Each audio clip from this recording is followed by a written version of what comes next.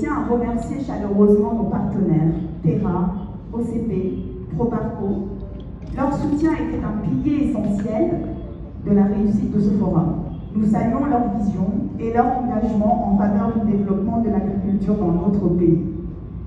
Nous avons assisté à des panels et tables rondes passionnants, ainsi qu'à la présentation de projets innovants qui laissent entrevoir un avenir prometteur pour l'agriculture en RDC.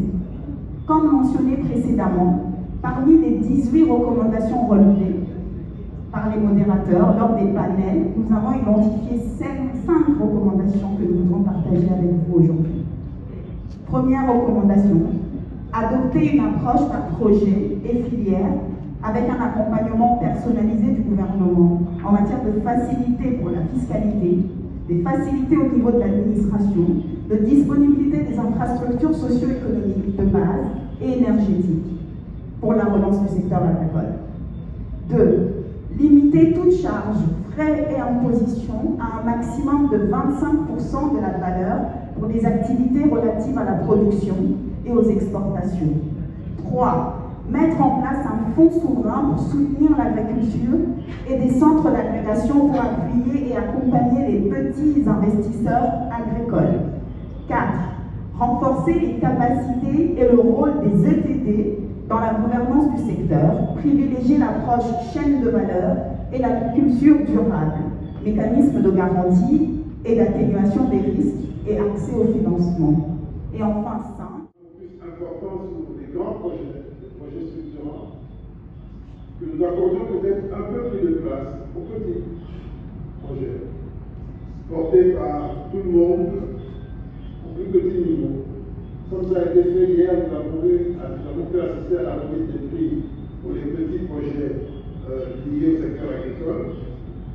Peut-être qu'on peut aller concomitamment sur les deux, avoir une vision grand projet, comme ça a été fait pendant ces 2 jours, mais avoir une emphase plus forte sur les petits projets qui sont transformateurs et qui développent la culture de l'entrepreneuriat agricole dans un pays comme le nôtre. Voilà quelques idées que je voudrais partager et qui traduisent mon enthousiasme face à ce type d'initiative.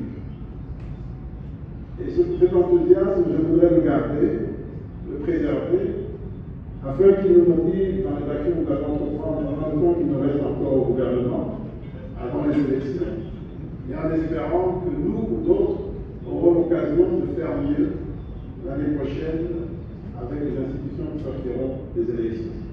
Je vous remercie. Venir clôturer avec nous la cérémonie. Je pense que c'est le ministre des Finances, Madame la vice-ministre des Finances,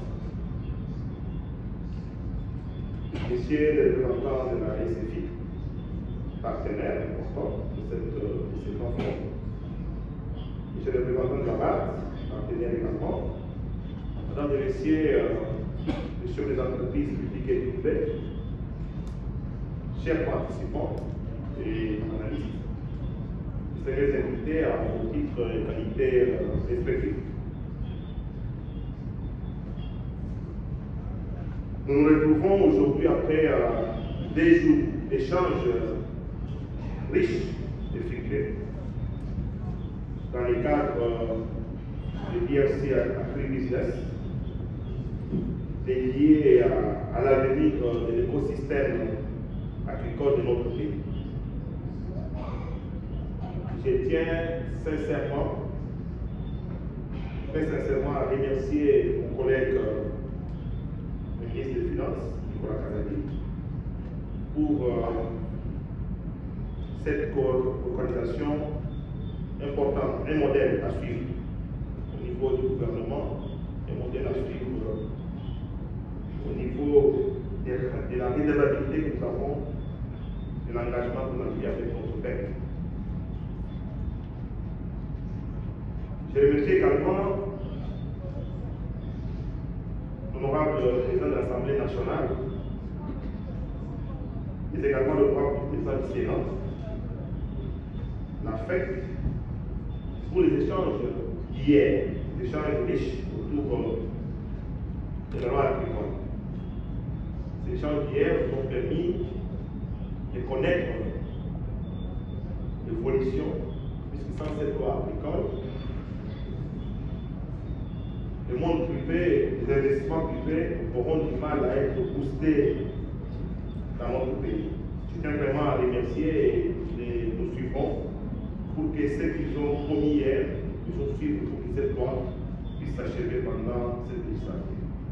Mais je remercie également la société Terra. Bonjour, alors je me présente, Siam Benhamin, je suis industrielle du Maroc. J'ai été honorée d'être invitée par le gouvernement de la RDC pour venir assister à ce forum, que je trouve très intéressant.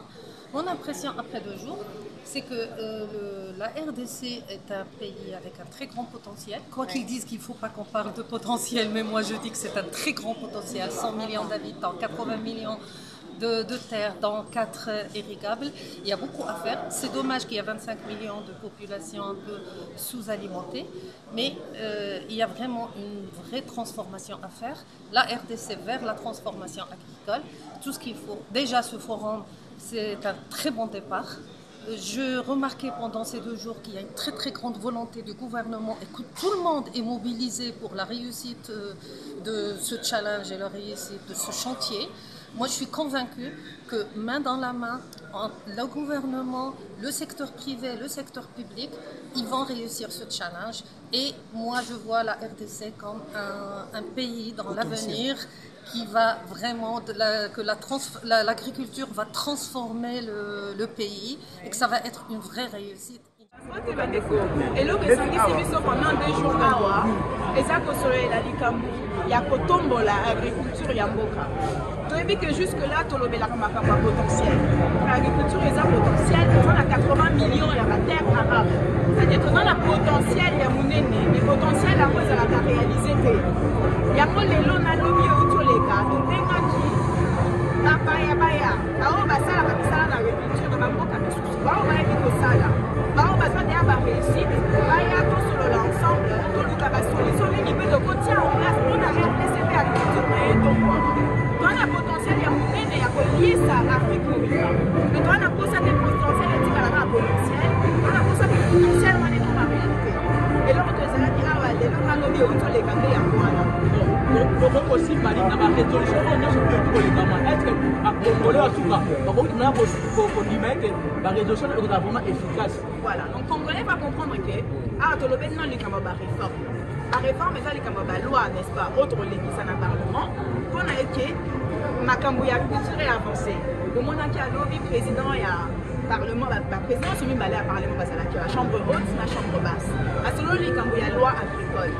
On a besoin que la loi wana échanger pour nous permettre l'investissement privé et quand on a mboka pour investissement privé lingo le bate que va pas investissement privé lingo le bate ba agriculteur paysan autour na bango ebele ba cause opportunité à cause à la encadrer ya cause ba semence ba intrant ya meilleure qualité pour que permettre bango ba augmenter capacité na bango ya produire biloko pour que bango pe ba gagner mbongo ebele le ministre la finance autant le ba à la vérité to dépendra mingi na mine mais mine qui na ba touché pas riche.